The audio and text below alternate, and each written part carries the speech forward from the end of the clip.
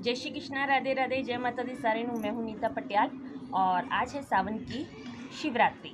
सभी को सावन की शिवरात्रि की बहुत बहुत बधाइयाँ। हर हर भोले, बम बम भोले, सब पे भोलेनाथ की कृपा बनी रहे।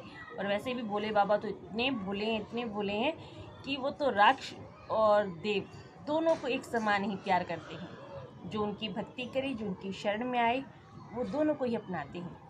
तभी तो कहते हैं देवों के देव महादेव। देव और दानव दोनों ही जो है अपने अपने को अमर करने के लिए, अमृत के लिए लड़े।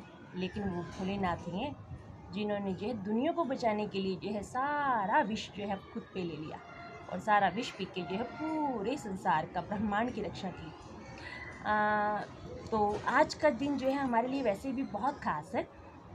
पिछले साल जो है भगवान की इतनी कृपा रही हम पे कि जो है हम जो है सावन के महीने में रामेश्वर ज्योतिर्लिंग जो है, जो कि यहाँ से बहुत दूर है, वहाँ हम दर्शनों के लिए भोलेनाथ ने हमें बुलाया और बहुत ही अच्छे दर्शन हुए हमें। वहाँ पे जो है बल्कि एक तो सागर है जहाँ पे पहले स्नान करती हैं। उस स्नान करने के बाद जो है रामेश्वर मंदिर में 22 कुएँ हैं, जिन 22 कुओं में जाके जो है स्नान किया जाता है। हर कुएँ का अपना अपना एक महत्व है। कहते हैं कि श्री राम जी ने जब जो है रावण वध किया था, तो जो है रावण जो थे एक जो है ब्राह्मण कुल के थे, तो ब्रह्म हत्या का उन्हें पाप लगा। तो उससे जो है उन्होंने बचने के लिए वहाँ पे जो है अपने तीरों से जो है उन कुओं का निर्माण किया था और वहाँ पे सागर से प्रार्थना की थी। तो जहाँ पे रामेश्वर मंदिर के सामने जो महासागर है, तो वहाँ पे जो जब जाते हैं तो वो बिल्कुल लहरें बिल्कुल शांत है। बाकी सब जगह लहरें जो है ऐसे आती हैं उठ के, लेकिन वहाँ पे बिल्कुल शांत है। वहाँ पे पता ही नहीं चलता कि सागर इतना शांत क्यों है, क्योंकि प्रभु की कृपा है और प्रभु की प्रार्थना से वहाँ पे सागर शांत है। और उन 22 कुओं में स्नान करने का हमें जो है सौभाग्य मिला। भगवान की हम पे दया थी कि हमने उन 22 कुओं में स्नान किया और उसके बाद जो है भगवान रामेश्वर ज्योतिर्लिंग के दर्शन किए। और सुबह के समय हमने वहाँ जाके जो है, वहाँ पे सुबह के टाइम जो है वहाँ पे एक मणि है शिवलिंग पे, वो मणि के दर्शन जो है सुबह के टाइम होते हैं। सुबह रात को मैं कि ये लगा लो 3-4 बजे ही लाइनें लग जाती हैं और वो 5 बजे के आसपास मंदिर खुलता है जब दर्शनों के लिए भेजते हैं। लेकिन जो है रात को भी लोग लाइनों में लग जाते हैं, बहुत लंबी लाइन होती है। तो हम भी सुबह सुबह गए तो वहाँ पे जो ज्योतिर्लिंग है उसके ऊपर एक मणि रखी होती है ऐसे करके। उस मणि से ही जो है वहाँ पे प्रकाश होता है। उस मणि से ही जो है, उस मणि की ही इतनी रोशनी होती है, उस मणि की रोशनी से ही जो है शिवलिंग के दर्शन होते हैं। बड़ा ही कि जिस वक्त हम लोग भगवान के सामने जाते हैं ना, सारी दुनियादारी, गिले शिकवे सब भूल जाते हैं। बस उस वक्त तो भगवान और हम आपस में ही रहती है कहानी एक। ओम नमः शिवाय, शिव जी सदा सहाय। ये ज्योतिर्लिंग जो है हमने पिछले साल जो है 2022 में सावन के महीने की शिवरात्रि में घर पे स्थापित किया था और इनके साथ जो है नंदी बाबा और साथ में ये कछुआ जो कि भगवान विष्णु अवतारी हैं। और वहां से जो है हम जो है अपने माधव के लिए भी लेके आए थे ये गैया मैया। और एक खास बात ये हमारी 2022 की सावन महीने की शिवरात्रि में जो रहा वो ये था कि नितिन उस टाइम पे इंडिया से बाहर चला गया। नितिन की बड़ी इच्छा थी, बहुत टाइम से उसके मन में कि ये था कि मैं बाहर जाऊं, बाहर जाऊं, बाहर जाऊं। और फाइनली जो है उसकी इच्छा पूरी हुई भगवान की दया से और उसे बाहर जाने का मौका मिला। बट ये हुआ कि वो जब गया तो जाने का तरीका थोड़ा ठीक नहीं था, क्योंकि उसकी नज़र से शायद ठीक था, मुझे बुरा लगा। और वक्त बताएगा कि क्या अच्छा था और क्या बुरा था, क्योंकि जो भगवान करते हैं होता वही है। जब मैं रामेश्वर दर्शन करने के लिए गई थी तो मैंने नितिन को ये बात नहीं बताई थी कि मैं बाहर जा रही हूँ। और नितिन जब इंडिया से बाहर जा रहा था, नितिन ने भी मुझसे ये बात छुपाई कि वो इंडिया से बाहर जा रहा है। और ऐसा ही रहा, उसने मुझसे छुपाया, मैंने उससे छुपाया। और जब शिवरात्रि वाले दिन मैंने नितिन को फ़ोन किया तो नितिन का फ़ोन स्विच ऑफ आया। तो मैं थोड़ा परेशान हो गई, क्योंकि वैसे बीच बीच में हम लोग काफ़ी दिन बीच बीच में बात नहीं करते थे, लेकिन शिवरात्रि वाले दिन खास याद वैसे भी आई, क्योंकि इससे जो पिछली शिवरात्रि थी 2021 की सावन की, वो हम दोनों ने ही साथ बिताई थी जम्मू में। और शिवरात्रि वाले दिन जो है जम्मू में हम लोग जो है वहाँ पे तवी नदी के किनारे एक बड़ा ही सुंदर मंदिर है, हर की पौड़ी। वो थोड़ा सा कि तवी नदी के किनारे तो है, लेकिन वो थोड़ा जंगल की साइड है। वहाँ पे जाना जो है कि बहुत कम भीड़ है वहाँ पे, और वो मंदिर इतना सुंदर, इतना विशाल बना हुआ है। वहाँ पे एक बहुत बड़ा शिवलिंग है, करीब कोई 8-10 फुट ऊंचा, और बहुत बड़ा शिवलिंग है। और उसके साथ जो बहुत सारे वहाँ पे छोटे छोटे बहुत सारे शिवलिंग हैं वहाँ पे, इतने सारे।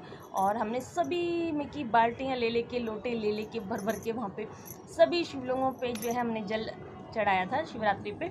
और वहाँ पे बहुत सुंदर, इतना सुंदर मंदिर है, मेरा दिल कर रहा था कि मैं अपनी मम्मी को वीडियो कॉल करके वो मंदिर दिखाऊं, बट वहाँ पे जो है वीडियो कॉल अलाउ नहीं है, वहाँ पे फ़ोन अलाउ नहीं था, तो मैं दिखा नहीं पाई। तो बहुत ही अच्छा वो मंदिर मुझे बहुत अच्छा लगा, बड़ा ही सुकून सा है, क्योंकि एक तो थोड़ा जंगल के किनारे है, और बिल्कुल तभी नीचे बह रही है, और वो मंदिर बिल्कुल साइड में है उसकी। हम दोनों भी जो है गए थे तो बाइक से गए थे, क्योंकि बिना अपने कन्वेंस के वहाँ जाना थोड़ा मुश्किल सा है, क्योंकि जंगल सी साइड में है वो मंदिर। तो हमारी जो 2021 की शिवरात्रि थी मेरी और नितिन की, वो जम्मू में थी। और वो हमने जो है हर की पौड़ी, जो इतना सुंदर मंदिर है वहाँ पे, वैसे शिवलिंग के अलावा जो है वहाँ पे और भी सभी देवी देवता थे, विष्णु भगवान, और वहाँ पे विष्णु जी और उनकी लीलाएं कृष्ण भगवान जी की वो भी देखी, और गणपति जी सभी थे वहाँ पे, साईं बाबा भी थे, सुभद्रा और जो कहती बलराम के साथ जो था कृष्ण भगवान का, जो साउथ में मंदिर है वैसा कुछ भी वहाँ पे वो दिखा, उस लुक में भी था। कि मंदिर बहुत ही सुंदर बनाया है, लेकिन वो है बिल्कुल शहर से आउट किनारे पे, वहाँ शहर से शोरगुल से अलग है वो जंगल से किनारे पे मंदिर, और बहुत ही सुंदर मंदिर है, बड़ा ही प्यारा मंदिर है। और उसके बाद जो है जब 2022 की शिवरात्रि आई और मैंने नितिन को फ़ोन किया शिवरात्रि विश करने के लिए, तो नितिन का फ़ोन स्विच ऑफ आया।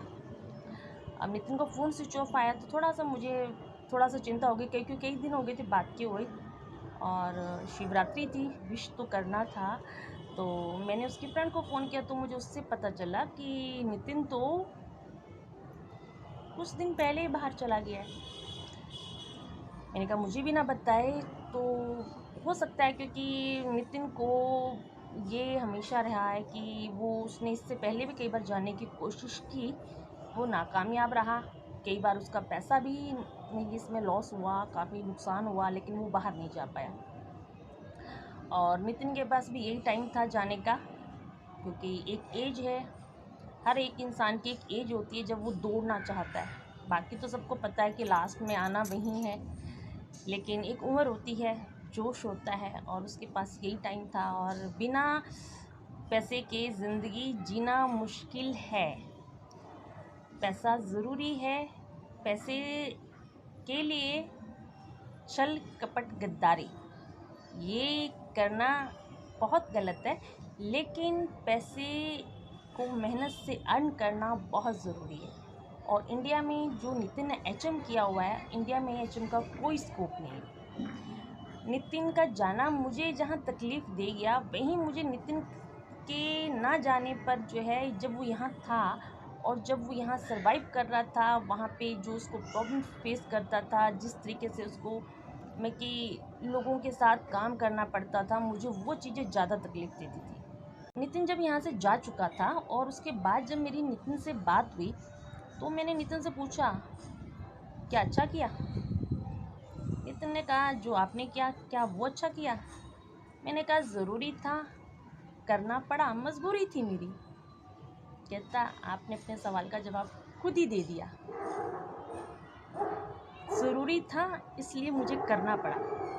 अब देखना ये है कि जो स्टेप उसने उठाया है वो कहाँ तक कामयाब रहता है, और कहीं ना कहीं ये जो कुछ भी हुआ इसमें कहीं ना कहीं भोलेनाथ का हाथ था, मेरे ठाकुर जी का हाथ था, उस राधे रानी बरसाने वाली का हाथ था, क्योंकि बिना उसकी कृपा से ये सब कुछ नहीं होता। क्योंकि अगर हम लोग चाहते, जिस टाइम नितिन की फ़्लाइट थी दिल्ली से, उस वक्त मैं खुद दिल्ली में नहीं थी। अगर हम एक दूसरे से ये बात नहीं भी छुपाते और हम एक दूसरे से उस वक्त अगर मिलने की कोशिश करते तो हम जाते हुए मिल नहीं सकते थे, क्योंकि जिस वक्त नितिन की फ़्लाइट थी मैं दिल्ली में नहीं थी, मैं दिल्ली से बहुत दूर थी और मिलना मुश्किल था। तो कहीं ना कहीं ये सारा का सारा खेल उस परमात्मा का ही था, जो हम आज हमें समझ नहीं पाते हैं कि ऐसा क्यों हुआ। मैं ठाकुर जी की भगत हूँ तो नितिन जो है नितिन भोलेनाथ को मानते हैं। तो जब पिछले साल नितिन आया तो उसने अपने हाथ पे जो है भोलेनाथ का टैटू बनवाया यहाँ पे, और वो टैटू नितिन ने अपने हाथ पे भोलेनाथ का बनवाया, लेकिन उस टैटू को बनाने के लिए जो पैसे थे वो मेरी मेहनत के थे। तो कहीं ना कहीं नितिन के हाथ पे भगवान की छाप है और उस छाप में कहीं ना कहीं मेरा भी हाथ है।